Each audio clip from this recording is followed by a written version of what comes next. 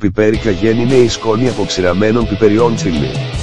Η σκόνη καγέν είναι ένα άμεσο διαγερτικό της ροής του αίματος, προκαλώντας έτσι άμεση κυκλοφορία του αίματος, αλλά με το πλεονέκτημα ότι τα διάφορα θρεπτικά συστατικά μεταφέρονται στα κύτταρα πιο εύκολα.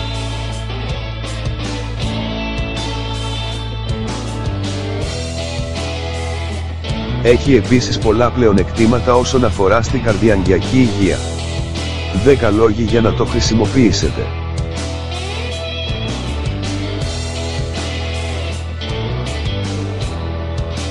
1. Δυναμώνει την καρδιά, μπορεί μέχρι και να σταματήσει μια καρδιακή προσβολή σε εξέλιξη.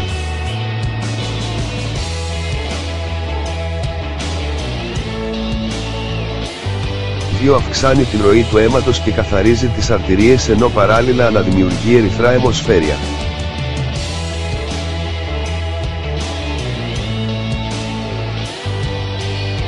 3. Βοηθάει στη βέψη ενώ αλλά και στα στομαχικά έλκη. 4. Διεγείρει το σηκώτη και βοηθάει στην επούλωση της χολιδόχου κίστης.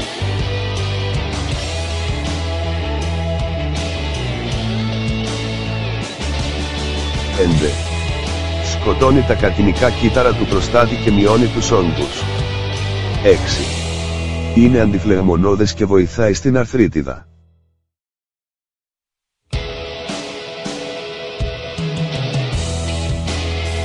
7. Μικραίνει τις αιμορροίδες. 8. Η τοπική εφαρμογή σε μια ανοιχτή πληγή σταματάει την αιμορραγία, προφανώς όμως θα καίει σαν κόλαση.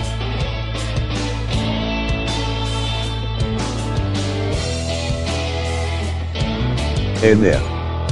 Γαλακτοματοποιεί. Η μάλσα φάει στο πρωτότυπο, τα τριγλυκερίδια. 10. Αντιμικητιακό. Προάγει τη μείωση των περιτομάτων, αυτό δεν το πιάσα, στο πρωτότυπο λέει, promotes waste elimination.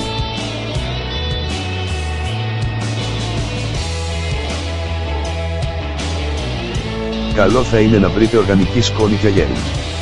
Οι σκόνες καγέν βαθμολογούνται ανάλογα με το δυναμικό θερμοκρασίας τους με τις μονάδες θερμοκρασίας SKOFIELD, SKOFIELD Heat Unit Joules, συνήθως τα 40.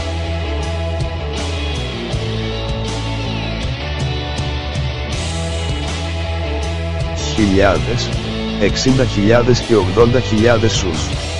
Αν θέλετε να ξεκινήσετε να παίρνετε σκόνη καγέν, αρχίστε με σκόνη στα 40.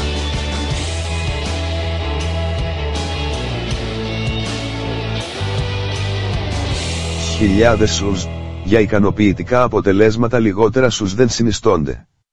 Το επίπεδο των σους καθορίζει το επίπεδο της κλεψαϊκίνης που είναι ένα από τα βασικά συστατικά του καγέν.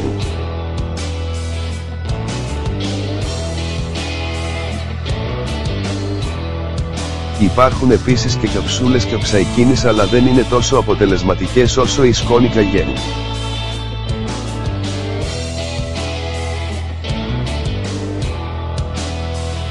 Το κάψιμο από το διάλειμμα της σκόνης σε κάποιο υγρό εκτινάσει τη λειτουργία του νευρικού συστήματος μέσω των νευρικών απολύξεων του στόματος και του λαιμού.